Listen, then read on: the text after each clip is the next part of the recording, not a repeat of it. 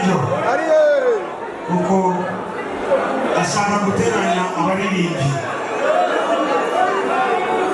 iri komba nzoza ndayiyemeje ni komba ujya mu dimu nambara umuhindi nambara umuki ntazotuma mwebwe mushanamo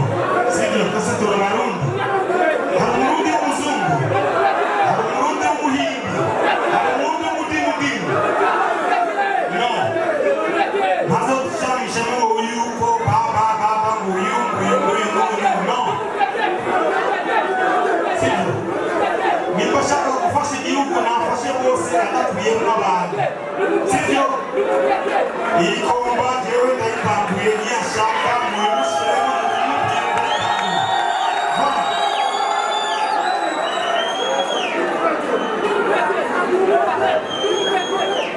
je m'en fous. Ne me fais des vidéos, je m'adresse à toi, le DJ. Wewe uri umuhindi cyane iki reka kwivanga mu bintu by'abaririmbyi parce que toi t'es un DJ, tu n'es pas un chanteur. Uzori kukuraga utuma abantu bashwana ngo ujyango ukeneye. Je m'adresse à toi, niba ushaka ingwano, moi je suis prêt.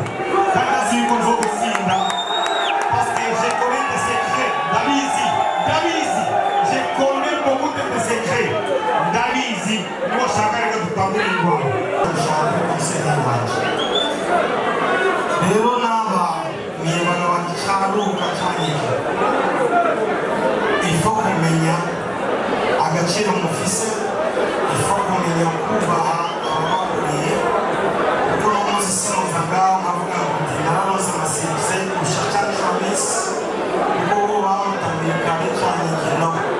twese turafise aho dutangurira naho tugereza sibyo hama abanyabandi bacaruka nabo nyine baca babandaniriza hahandi twagejeje sibyo hama kimwe gusa nuko namusaba ntimuzogire timu yo kurwanira umuziki w'Uburundi. Umuntu wese yabisubiyemo, umuntu wese afise uburenganzira bwo gukunda uwo ashaka mugabo bije yuko ari Umurundi cyane uzomushigikira kuko tuzotera imbere. Rero ntimuzore mwidogere kenshi abasanga bajya abantu babitegura nibo bafise ingorane. Ni ukuri kw'Imana, ni ukuri jewe ndi umuprofessionnel navuze ntibikanze ibindi ndirimbo zitanu zine nitahe kuko n'ahandi hari kugenda mbega ubereke mutumva ibyo ndiko nababwira nko muziko ndabaririmba oya nashatse kuvuga ntimuzora mutwidogera ngo baza kuririmba hagizeni ngo dutevye n'abantu bategera igiteramo jewe saa yine n'iminota 50 no saa tanu nari ndi ngaho bari barisanze kuza kuntora muhira saa yine na nusu ngirije saa ngapi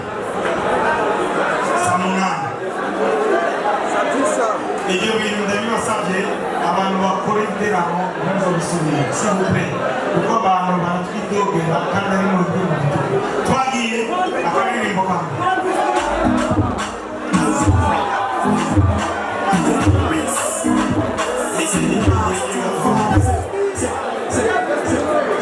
reka nabaye imponjo y'indirimbo ngiye gusohora